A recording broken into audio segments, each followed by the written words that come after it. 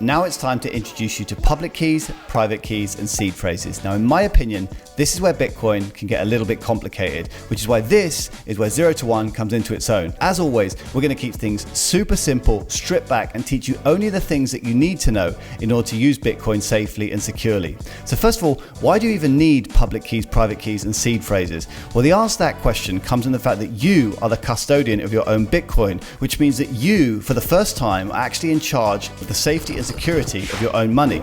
In a traditional banking system, you send your money off into a centralized third party. Now that means there's someone you can go to for information if anything should go wrong. With Bitcoin, you look after your own money. You need to have control of your public keys, your private keys, and your seed phrases, okay? It's the tech that allows that to happen. So let's start off with public keys. Public key is like your bank account number. You can hand your bank account number to anyone you want in the world, and all they can do is send money into your bank account. You can hand your Bitcoin public key out to anyone in the world, and all they can do is send Bitcoin into your Bitcoin wallet. So that is your public key. It's just like, think of it as a bank account number. Now, obviously, with your bank account number, you also have your bank logins, okay? Now that's different because that means you can actually get into your account. You can say, this is mine, and I can also then send that money to whoever I want. The bank logins are the same as the Bitcoin private key.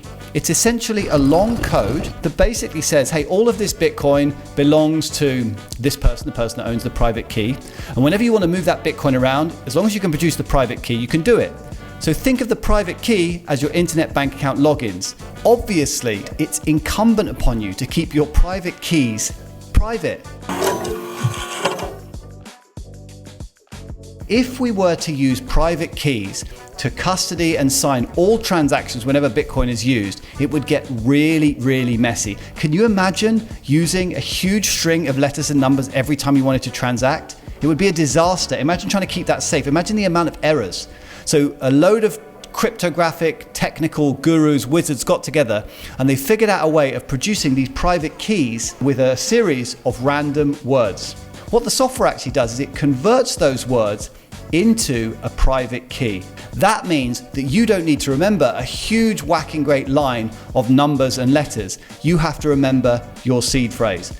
Let's look at a real world example to see how you might actually use your seed phrase. You start a new wallet, and obviously when you start your wallet, you get your 12 to 24 word seed phrase and you note it down. Then you send some Bitcoin to your wallet and you're going along just fine. One day you lose access to your phone or your phone gets stolen or something like that. Have you lost all of your Bitcoin? Well, the answer is no, because you can simply get a new phone, download your wallet application, and then instead of starting a new wallet, you would choose to import or restore an old wallet. Then it will ask you for your 12 or 24 word seed phrase.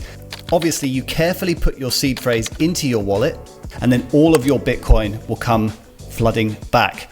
How cool is it that you can now store your entire net wealth on your mobile phone without any anxiety of losing control of anything? The only thing you have to remember is your 12 to 24 word seed phrase. So remember, your private keys and your seed phrase must be kept incredibly safe. Anyone who has access to either of those two things can get into your wallet and they can send your Bitcoin to wherever they want. They can get all of your money, okay? So keep your seed phrase safe. Whenever you get a seed phrase for a new wallet, write it down, and I mean physically write it down. If you save your seed phrase into something like an online note or a Google Drive link, hackers can run software programs that search through your documents looking for random words that look like seed phrases. They can then try them out and try to hack into your wallet. If they get it, they're going to basically take all your funds. Okay, so write it down, put those words in a safe. You can split the words up and give 6 to one person and keep 6. Okay, so you have to bring them together in order to use it. Some people actually buy physical products that keep their seed phrases safe. Whatever you choose to do, just understand, when you own Bitcoin, you are the custodian. You must take that seriously. And it is with private keys and seed phrases that you keep your Bitcoin safe.